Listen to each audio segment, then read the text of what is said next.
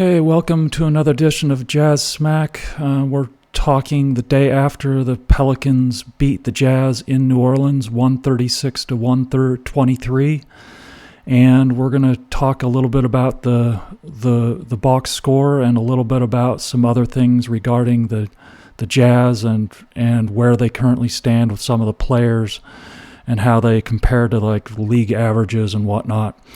So really, let's start out with last night's game. I'd say I don't understand resting Walker. Honestly, I don't. I mean, obviously the losses are really important, very important right now, but I don't really understand resting Walker at this juncture. I think that's a guy that needs minutes and he needs development. And I don't, in my opinion, resting him. I mean, that's like what, 2 out of the last 4 games or 2 out of the last 3 games he sat for, and they said the reason was rest. I mean, the guy's like what, 22 years old, 21 years old, whatever. I just don't understand. This isn't the way that basketball used to be played. I know they want to lose. I know Ainge wants to lose, but resting Walker's not the answer to that. But other than that, I'm still really happy with Collier. I'm very pleased. I mean, a career assist night again. I mean, that's awesome. Absolutely awesome. I love that guy. So in terms of the point guard of the future, I'm still really, really, really high on that guy, and I couldn't say enough good things about him at this point. He just can't shoot. That's the only problem. Yeah, unfortunately, that's a big issue because that the scouts already know this, but even more so, if the Jazz become competitive, players will just play off of him. And so I was enthused by Collier too. Like, don't get me wrong, but I don't think we can minimize the shooting. I mean, the thing that I liked most about Collier, honestly, was not the 11 assists, almost 12. It was the fact that he didn't back down when he got in a confrontation. Like, we need that, right? That's the NBA. If you want to win, you've got to have some tough players. We have Colin, but he didn't back down. He didn't do the Keontae with Bones Highland and run away from him, right? It was like completely different. This guy doesn't back down from anybody. He had 7 rebounds. I mean, he is a stud. I am equally. He has vision. He has good court sense. He's fantastic to watch. But I also don't think we can minimize that we need to make this guy learn how to shoot. And so hopefully he really takes it seriously this summer and our coaching staff helps him. And you and I both wonder if our coaching staff knows how to develop players. We haven't seen that. To date I think Walker came in as a great player. Like, honestly, his first year, we both know he has instincts and abilities you just don't see. Remember when we first saw Stockton when he was backing up Green? You just saw these things from Stockton. You just go, wow. Like, that's incredible. Like, some of the things that he was doing. That's how you'd see with Walker. His blocking ability is unbelievable. And you saw that as a first year. That the Jazz coaching staff didn't develop that. That was something that he had. Like, they've helped him on other things. So I just hope on Isaiah they help the kid because I agree. He could be like, I heard these prognosticators say, oh, we got to draft Harper. Where's Harper going to play? Right? We got the guy. We just need to teach him to shoot. Yeah, I agree with all that. That's really I mean, he obviously needs further development too, just how to run the team, but he's so much better than anybody else on the Jazz. And quite frankly, I'd say that he has the most potential of anybody else. I mean, we got Conley in the later stages of his career, but in terms of a young person, I mean, we had Darren. Darren was good at it. He was very competent, but Trey Burke sucked. Obvious joke, total horrific draft choice. It was a bad mistake, and I never understood that draft pick. I think that was just a huge error. by the Jazz. But on the other hand, they could make up for that because Trey Burke was a much higher draft choice than Isaiah Collier. So they could certainly make up for that with this pick. And the trends, he's trending in the right direction, certainly. I mean, his vision is so much better than everybody else on the team. And I think it's great. So really encouraged by that. Mm-hmm. But let's actually look at the box score from last night and just actually talk about it briefly. I think the big thing that sticks out, obviously, is Cody is just struggling immensely still. I mean, 18 minutes and he takes 2 shots. I'm glad that he got 3 assists, but I know that Locke's probably being negative about the minus 31, but that is a really bad number, actually.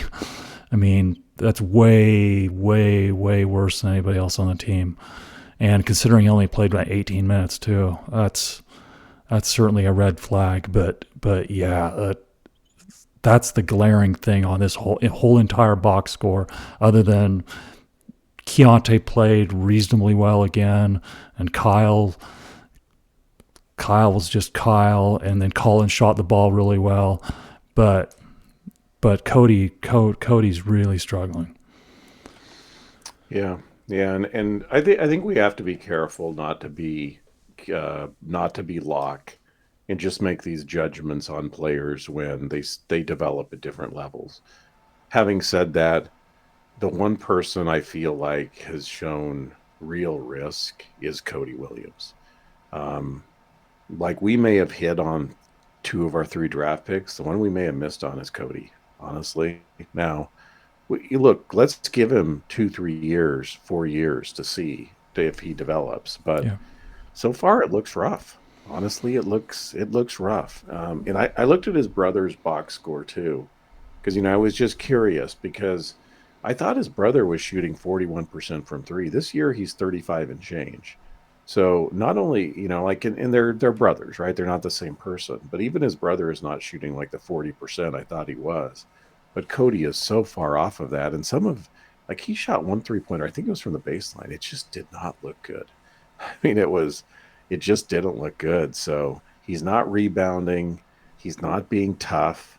And not really clear what he's doing, honestly. But, he's halfway through his first year.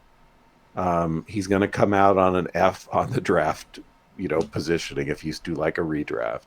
But that's like a Locke approach. Let's face it, that, these kids develop at different levels. And so let's be behind him. Let's just hope he works on his things. And, you still can't teach his length and height, etc. So hopefully he fills out. But I'm concerned too. You and I are both concerned. I'm sure fans in general are concerned about Cody. Yeah. I mean, there's just so many struggles and so little positive. I'm sure that he's going to get sent back to the G League. They're going to have to send him back to the G League so he just gets more minutes and more reps. I mean, that's the only pathway forward. So, and I would be very surprised if Collier goes back to the G League again at this point. I would assume he just stays with the Jazz because, I mean, the Jazz absolutely have to play him. Yeah, he's the best point guard. Yeah, he's by far the best point guard. And unless this actually really turns around where he starts seeing some struggles, but as teams start to scout him more. But for right now, there's absolutely no way you can send him back, because he runs a team so much. The offense is so much better when he's actually the primary ball handler. But I think one of the other things we need to look at too is, do you remember yesterday in that game, Bryce was coming down on a break and he had Collier in the left corner, and Bryce decided to take it like 1-on-2, and he actually made the shot, but Collier was just sitting in the left corner, where the right basketball play was certainly to pass it off to Collier, even though Collier's a bad 3-point shooter. I think that's important to stress doing the right things. And the right basketball play in that situation was to just shovel the ball to Collier. I mean, he was wide open. I don't know if you remember this specific play, but I was watching it and I go, oh my gosh. You got, you got to be kidding me. So some of these, so some of the stuff that the young guys do, and I don't know if it's worse that maybe he didn't even recognize that Collier was in the corner just standing there, or that he chose not to pass to him even though he saw him. Mhm. I would actually rather, I'd probably rather that he chose not to pass it to him even though he saw him, rather than completely oblivious to his presence in the corner, because I think the not passing to him is a correctable thing. I'm not sure the oblivious to him being in the corner is a correctable thing, at least not initially. Yeah, it's hard to know. I think with these guys where they're fighting for minutes and trying, and remember, I tried looking actually at Sensaba's DNPs, and the interesting thing about some of these sites is that if you look at what their game performance is, if they didn't play, it doesn't show up as a game. So you can't tell how many DNPs, because I think he had like 5 in a row. And then I'm like, okay, maybe I was wrong about that. But then I looked at some other players like Isaiah, and he had fewer games because he had a lot of DNPs, right? He wasn't, or he was in the G League at the time. So I can't really tell. But when you're all competing for minutes and you're not like comfortable that you're going to get minutes, and like Hardy can put you in and then the next 3 games not play you at all, I think you have a tendency to try to just like gun, honestly. And Yeah. and I don't I don't know how you solve that, honestly, other than give people more comfort that they're going to be in, and shorten your rotation.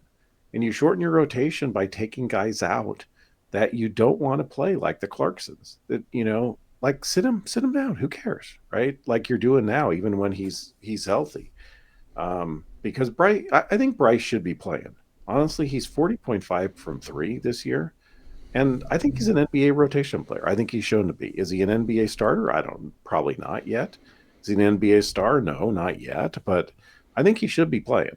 I mean, I think he's proven himself to be deserving of minutes. But are you confident? Let me ask you this. Are you confident that 2 games from now that Bryce is not going to get a DNP? Oh yeah, that's very possible. It's very possible. Yeah, And what at what any if you were time. Bryce, right? I mean, what would you do? Yeah, yeah. I mean, he's obviously. I mean, he's in a tough position. Like, he wants to maximize his time, and he wants to maximize his shot attempts in the minutes that he does get, and Hmm. it has been very inconsistent to this point. It was Hmm. very inconsistent last year. Hmm. So yeah, I don't blame any of the young guys for thinking that way. I just hope that the coaching staff attempts to convince them that's not the best way forward. I agree. I agree. Yeah, I couldn't agree with you more. And I was listening to our friend Hoops Nerd, and he was talking about meritocracy, and I think you let's have a session about meritocracy, because I have a very different view about what meritocracy means than Hoops Nerd does. But like in a meritocracy where you deserve minutes, like you earn minutes, right? Um, we don't know what they do in practice. So admittedly, maybe Locke knows, but I'm not sure he actually works hard enough that he goes to all the practices like you and I would to watch them. But he has access to them, I think. He could. Like, he and Thurl and Bowler could go watch if they wanted to. So we don't know how hard they're playing to like deserve minutes. But let me ask you this. Another question, hypothetical for you. Name 2 players, or 3 if you have 3, that are regulars in the rotation, that based upon how either their performance is, based upon stats, performance, etc., or how hard they play, whether they've earned their minutes. Well, obviously on the Jazz, Clarkson would. There's no way. I mean, that guy wouldn't even be playing. I mean, Okay. Sloan would not play that guy under any Okay. circumstances. I remember when he sat Gordon Gierchek. Gordon Gierchek didn't do as many stupid things as Jordan Clarkson. Not even Yeah. close. And plays hard. Yeah. So okay. So don't disagree with you on Clarkson. So you're Bryce, and you see Clarkson. right? Earn minutes, blah, blah, blah. You see Clarkson, and you say, okay, well, this is not really fair, right? Okay, so that's one. Give me another one. Well, obviously, Keontae is getting preferential treatment in terms of minutes and shot attempts. I mean, he's Yeah. hoisting a ton of shots, and So, he doesn't deserve that. Like his percentages don't equate to that, so I'm and going to write it. his Yeah. defense is just still sucks. I'm going to write an article on this, but I heard Locke say this about Andy Larson, and I didn't see this. That Andy Larson did an analysis. Again, Andy Larson, my favorite writer out there. I think most analytical writer out there for the Jazz, made this comment that he thinks Keontae George, by the stats, is the worst defensive player in the NBA. So not looking at like the points allowed, et cetera, because that depends on who's on the court with you, of course. Like so which he's very bad, and so is Colin, and so is Marketed, and so is Collins, because they play a lot. And if you play together and your team allows a lot of points, you're all going to be bad. But Keontae is by far the worst when you look at the advanced stats on him. And so, based upon that, he wouldn't be playing, right? Yet, Hardy plays him. So you're Bryce again, and you say, okay, how do I earn minutes? Defense obviously is not important. Turnovers are not important. Let me just gun. So I hope they straighten those things out, because I agree with you. Like we gotta teach these young guys the good habits. But I feel for them. He's trying to earn another contract. He's trying to earn his place. It's really hard. And the whole earned minutes and meritocracy with the Jazz, I don't see it. I don't see it. Yeah, I think that's a huge issue. It's a huge issue. Is what's happened the past 2.5 years. Like Clarkson did not deserve to be playing.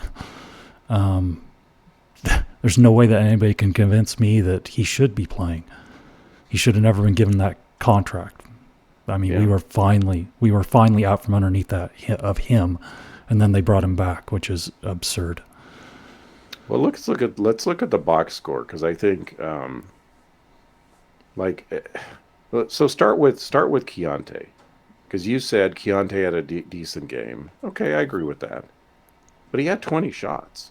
Yeah, yeah. Well, it's Uh, not 20 shots, 5 free throws. I mean, to his credit, he didn't commit any turnovers, but that's a ton of possessions. Like he's consuming a ton of possessions, and I don't think that's justified. Well, click on his stats and let's take a look at it. Oh,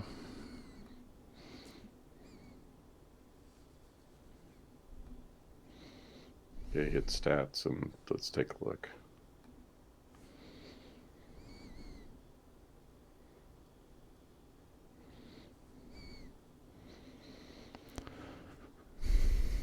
Okay.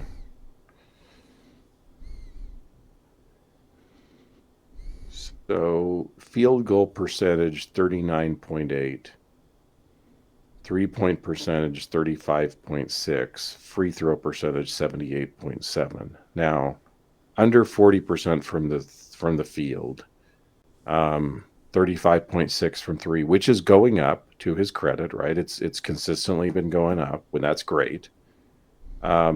Is that the stat line of somebody that shoots 20 shots plus those free throws a game? yeah. It's obviously, I mean, obviously not on a competitive team. Those are stats of somebody who plays a lot and shoots a lot of shots on a bad team.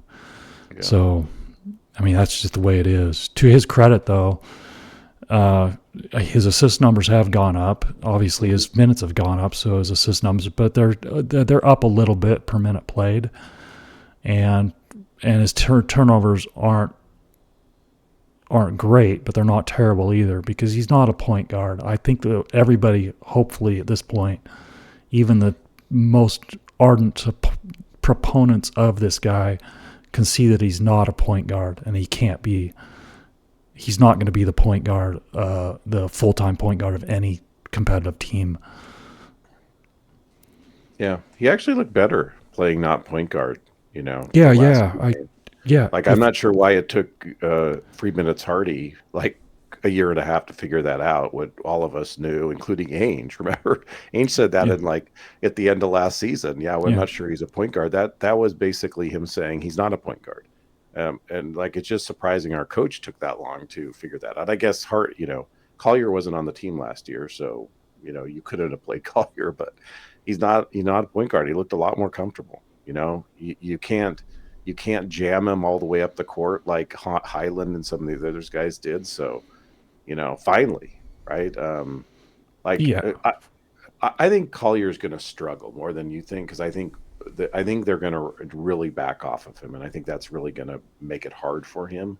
But man, he is good as a point guard, other than his shooting. So it's night and day. And Keontae looks so much better, honestly.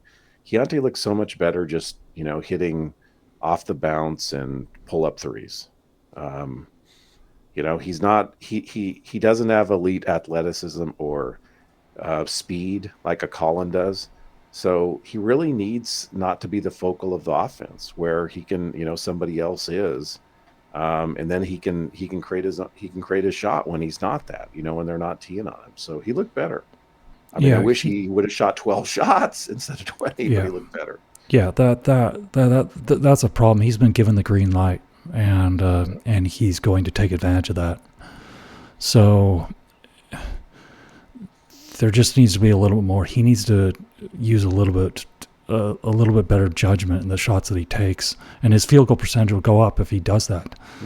Mm-hmm. So yeah, I think that he's certainly in a better position now, playing the way he is now, than he was when he was trying to play the point guard. Now, if he can improve on defense and his defensive effort, he's still going to be.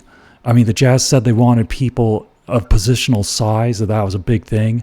But let's face it, the guy doesn't have positional size. He's actually undersized. Yeah. So, and that's going to continue to be a problem. I mean, if the idea is to play Keontae and Collier moving forward, that's your backcourt. Well, that's a really undersized backcourt. So they're not going to be utilized. They're not going to be in a situation where they have any positional size. They're going to be undersized. So that's that's counter to what Ainge claimed he wanted. Yeah, it's interesting, and I don't think we know the truth on this unless you have some data I don't. He didn't do the measurables at the combine. Now, why would somebody not do that? Most likely, now maybe they were sick, could be that. Maybe he's not good at tests, could be that. Or maybe he didn't want the measurables because they could have hurt his draft stock. Probably the third, right? And so what are those measurables? Well, it's your jumping ability, it's your athletic ability, and it's your height.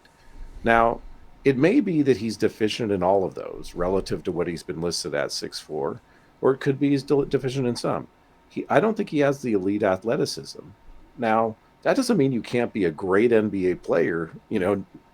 Good old Larry Bird had no, athleticism. He's in one of the best I've ever seen, right? So it doesn't mean, but something is missing that he didn't want to do the combine. And it may also be his height. He may not be 6'4", he may be 6'2", right? He may be 6'1.5". And that could have been the issue. So I don't think he's 6'4", honestly. And Collier, I think, what did Collier measure out at? 6'2.5", something like that. He's something 6'2", something like that. Yeah. Yeah. So it is small. I mean, it is small, but like Hardy probably sees him is the off guard of the future now. Honestly, I don't think he is. Collier may be our point guard of the future. My gut is Keontae's not going to be, but we'll see.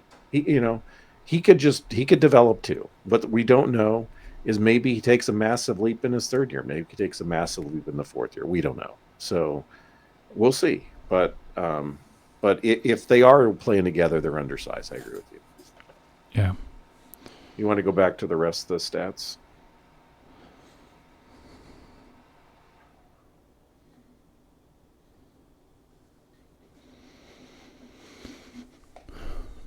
Okay, Well, why don't you run through these? yeah. So Colin had another nice game. In terms of, I didn't. I mean, his statistical line is pretty good, but I didn't think Colin had the best of games yesterday. The 7 for 11, 1 for 4 from three, 9 for 10 from the free throw line, 4 rebounds, 5 assists, and 3 turnovers. Actually, those are really good numbers. But I still don't think, watching the game, I didn't think he had one of his better games. But the Jazz were in such a huge deficit in that first quarter that you kind of throw the rest of it out the window. So those are my feeling on him. And then Bryce again. Bryce shot the ball fairly well. He didn't shoot it particularly well from three, but overall he shot the ball fairly well. And another 15-point outing for him. But he only did have 2 rebounds and 1 assist too. So that's not particularly good for 24 minutes of play. So I'm always stressing the other areas of the box score to try and so you contribute in other ways, just more than just the shots that you take and the shots that you make. I think I want to see the young Jazz players contribute in more areas than just scoring.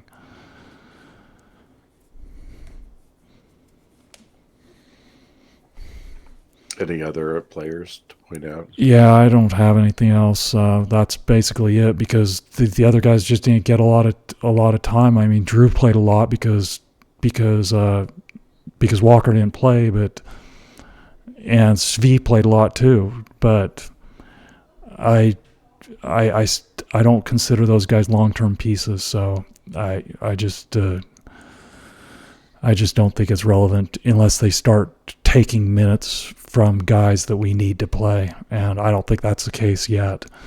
I don't think that's the case at this point because Walker didn't play. So Svi doesn't have a shot he doesn't like, right? Yeah, that's his problem. Man, he guns. But so here, like in our next podcast together, um, I'm going to throw out a question, a hypothetical to you, and I haven't done mine yet either. And I'm not going to support Biden by numbers. I'm just going to do it based upon my view of of what a meritocracy is. And meritocracy in this definition is who are our best players, and go 7 or 8 deep. And who are your best players that you think should be playing? If it's based upon meritocracy, like who's the best? And putting aside the injuries, and of course Taylor can't play. Although it was fantastic to see him sitting on the sideline. That was also one of my highlights of the game, seeing the guy sitting there next to Clarkson. Well, I wish he wouldn't have been sitting next to Clarkson, talk to somebody else, but it was great to see him. I am so rooting for that kid. He seems to be so grounded and nice. It's kind of like Ochai, right? He just was such a nice guy. And Taylor just seems to be humble in the same way. So it was really good to see him. But after like our discussion point for the next game, so in New Orleans, I ask you a hypothetical. If you're a meritocracy and the meritocracy means who are the best players, who really are the 7 or 8 best players that should be playing?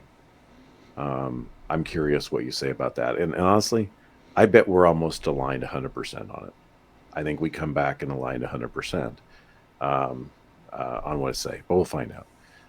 So you want to flip over to this, the Stat Muse data. All right. So I pulled this up and I arranged it by 3-point percentage from top to bottom in terms of the teams. Okay. So why I wanted to point this out is that so we saw 35.6% from Keontae, and it's improved a lot. So if you were to look at his last 15, 20 games, it's higher than that. So it's trending upward, but also last year it started bad, trended upward, and then after the trade deadline, teams started to jam him and it went way down. So you have to, I don't think you can look at 10 games only, but Keontae's on the upward swing. So go down to the bottom of it and look at the league average. So 36% is the league average for three-point percentage this year. That's down from last year. So I think that's because teams are shooting more and more, and they're being less discriminate, right? They're shooting worse and worse three-point shots, but at 36% on average. So, and if you look at the Jazz, I think it's 36.2 is our average, or 36.3. 36.1. Yeah. 36.1. So we're barely over the league average. So if you're going to say, look, half your shots are going to be three-point shots, and you're trying to win as a franchise, well, you want to shoot better than average, for the league, right? I mean, that makes sense, as you want to increase that percentage.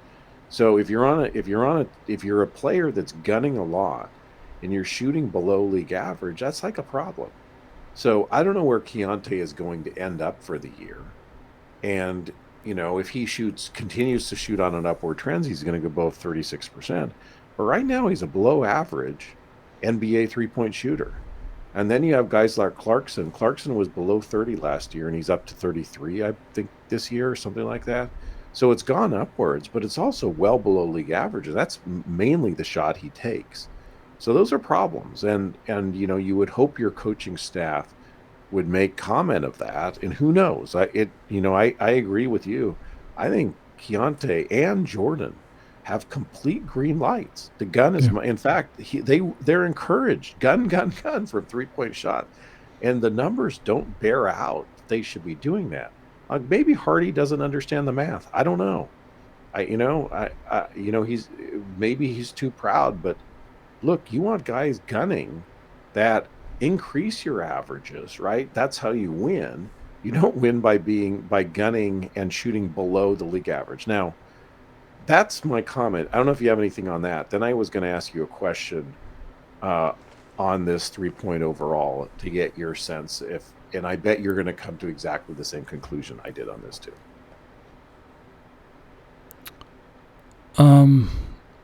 Well, I'm in favor of better shot selection. That's always been my stance on the whole thing of hoisting tons of threes. Is I think hoisting good threes shooting good threes is fine, but the Jazz players, and this is a problem league wide right now, is taking bad threes, and it's not just certain players taking bad threes. I mean, it's widespread at this point that both good and bad players are taking bad threes. But a lot of those guys, I mean, I think Keontae's percentages could improve if he took better shots. And I think that's what the coaching staff should be stressing, rather than just taking, if you can shoot it. And I think that's what they're being told. I honestly think that's what they're being told. Yeah, and I honestly, I think the Jazz numbers are depressed as an average, because we have a lot of rookies that are shooting threes that are shooting under, which they do as rookies. Right? You have Collier at 20%. You have Kyle that's below 30%, and so we're probably a better three-point shooting team because we have guys that can really gun. I mean, you have Markkanen, you have Sexton, you have Bryce, you have some guys who can really shoot it. But I think our numbers are pushed down because we have these rookies shooting. And that happens, right? I mean, I'm okay with them shooting it, but that pulls the numbers down. Now, here's a question I have for you. Look at the numbers of the teams here and tell me one that is a real warning sign and their numbers are going to change, and that's going to drastically change their outcome for the season. So you just flip through that, scroll through it, and tell me what you see as if you're a fan of that team, you say, wow, this is out of whack. You mean the percentages? Yeah, the percentages. Well, Houston is obviously they're near the bottom of the league, and they have a really good record. So presumably then in that case, they're going to shoot better and their record's even going to get better, right? I think that's a Jalen Green's playing better the last 15 games, Yeah. 10, 15 games. So that's one I didn't pick that one up, but that's not the one I was picking.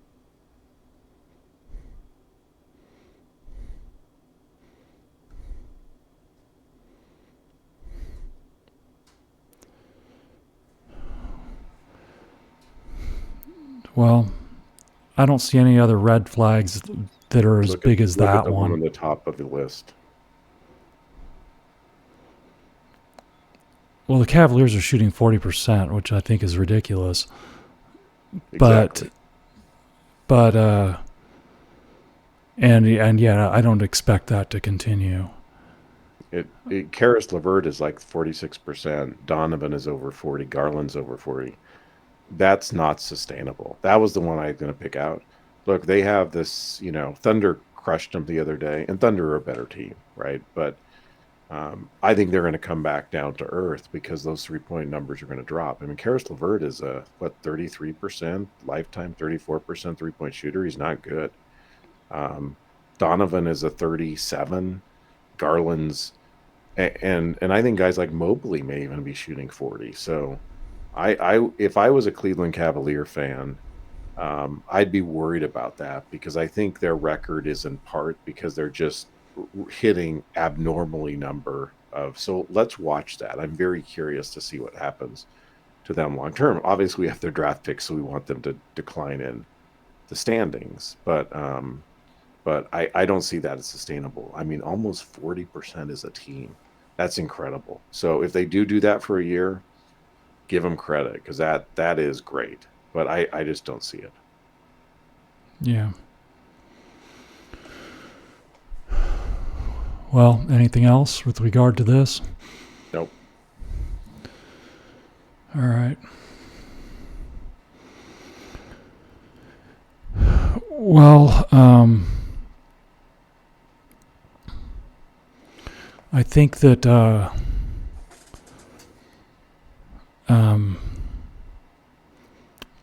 that's pretty much all I have to say for this particular stream, unless you have something else to add. I can't think of anything else offhand regarding the game last night.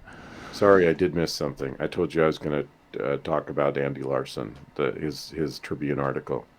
So let me just read something for you from that. I thought it was like really, I mean, he's a good writer.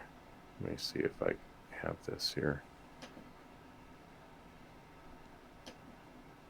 And honestly, I'm also making this comment in because I listened to our friend Hoops Nerd as well, and his comment was, "There's all these national and local writers talking about the NBA, and it's fantastic to watch." Now, you and I are the biggest NBA fans out there. We're going to watch it regardless, right?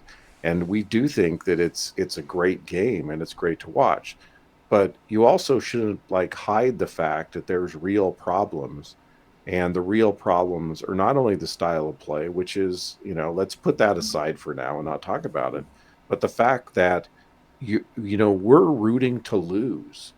That should never be the case for an NBA team or for any sport. You should not be trying to lose. Why are we telling why do we want to lose? Because the Jazz have never intentionally tanked, and that's hurt their ability to build like a long-term and a team that can win the championship. And what Larson said, which is, different than, our friend Hoops Nerd said, is he said, I'll just read the paragraph. He said, will it last? I think it could. The Jazz are going through some pretty extreme lengths to lose these games. 23-year-old Walker Kessling resting is egregious. John Collins is healthy, but is out to, quote, manage a bruise he's already returned from. Larry Markkinen isn't even yet in New Orleans, though it looks like he's joined the team later in the trip. Whether he'll play, I'd bet against it. And then I'm going to skip over one paragraph, and then he said, look, yes, this is gross. But I 100% prefer the Jazz doing this now and doing it in just the final 6 weeks of the season as they did the last 2 seasons, earning them the number 9 and number 10 picks. This level of tanking is much more likely to lead to a top player in the renaissance of the Jazz than the previous strategy. So I couldn't agree more with that. I absolutely want to lose games. I absolutely enjoy watching the young players play. At the same time, if I had my druthers, I would want a competitive team that's trying to win every game and does whatever it takes to win every game. That's better for fans. It's better for the league. It's better for anybody. And I was listening to your podcast a few times ago where you said, that Silver has to figure this out, and he does need to figure it out because this should not be the goal that we're trying to lose. Should we, to affect our future, lose? Absolutely. But you shouldn't have a system set up that you're motivated for that. Because honestly, I want to see Markkanen's a $50 million a year player. I want to see him play. A 7-footer that can knock down 3-pointers like he can. I want to see him play. John Collins is a high flyer dunker. I want to see John Collins play. Whether that's playing for us or playing for Sacramento or somebody, I want to see John Collins play. He's fun to watch. His dunks are unbelievable, right? I mean, that guy can fly. Colin Sexton does something where you and I just like scratch our heads every time. Like, how in the world did that guy do that? Right? He's fun to watch. We want to watch him play. Doesn't mean you don't want to watch Bryce like develop his shot, etc. But this is I love the NBA, but come on, let's develop a system where we're not motivated to lose. That should not be the goal. Come on, like get this right. Like why is it that we as fans can see this and the guy running and making $50 million a year seems oblivious to the fact that teams trying to lose is not a good thing. It's not good for the league. It's not good for the success. It's not good for the players. It's not good for anyone. Yeah, this is one of this and the 3-point shooting thing are the two things that need to be fixed by the NBA. The two most egregious things. There are other things that need to be fixed, but if you want fans back, you can't have 25% of the teams in the NBA trying to lose games. I mean, that doesn't even make any sense. No, I can't think of another league that does this anywhere. I don't know of any league anywhere at any level that has a whole bunch of teams trying to lose. And they were trying to lose from basically either the beginning of the season or a month into it. Yeah. That's 82 games. 82 games that you're trying to lose. I mean, that's not a spectator-friendly sport. So, yeah, Adam Silver needs to do something about it. Other than either that or the team owners need to replace the guy and get somebody in there that will actually make the change that needs to be made. You can't do this. This is not right. I mean, I can understand why so many people just turned it off. Between the deliberate losing and just shooting threes, I mean, I can understand it. Yeah. What if you were in New Orleans and you saw the Jazz coming, and we're hardcore Jazz fans, so we'll watch them, whatever. And you saw the Jazz coming, and and you looked at the lineups that you paid for a front row ticket for, and you say, okay, Walker Kessler's not playing. Oh, Larry Markkanen's not playing. Oh, John Collins is not playing. Clarkson. Look, Clarkson's a name. He's an exciting guy. Clarkson's not playing. What would you be excited to go see that game? No. I mean, no. You'd be disgusted that you're paying like all that money for it, and deservedly so. That's just come on, Silver, get it right. I mean, do something about it. I mean, there's enough. Like, honestly, the draft is a crapshoot. Like, I honestly want to play and have a fun year where you're challenged and you're winning games and you're winning some home games. And then you're in this lottery where, okay, you may get the number 1 pick, you're not. That's fine, right? It's the luck of the draw. But the reality is we should be trying to win every game we can. And right now, you're listening to two guys that love the Jazz, but we want to lose. And there's something wrong. There's something wrong with that outcome. Yeah. It would be much more entertaining if the Jazz were trying to win games. I mean, that would be so much better than what we have right now. Mm-hmm. Unfortunately, we're stuck in this thing where this is the only pathway forward as the league has set it up, and it actually really stinks. Yeah. Anyhow, that's it. But let's look forward to Isaiah next game. I mean, he's going against the same game, so he's going to go against Colorado again. That's great. Yeah, it's going to be interesting to see what happens on the second half of this, and tomorrow and Monday's a holiday too. Is that an early game? I didn't look at the tip time. What's Monday holiday? I think I'm pretty sure Monday's a holiday. But anyway, Really? At any rate, well, I think we'll cut it off here and call it a night, and we will talk to everybody after the next game. Talk to you later. Have a good night, everybody.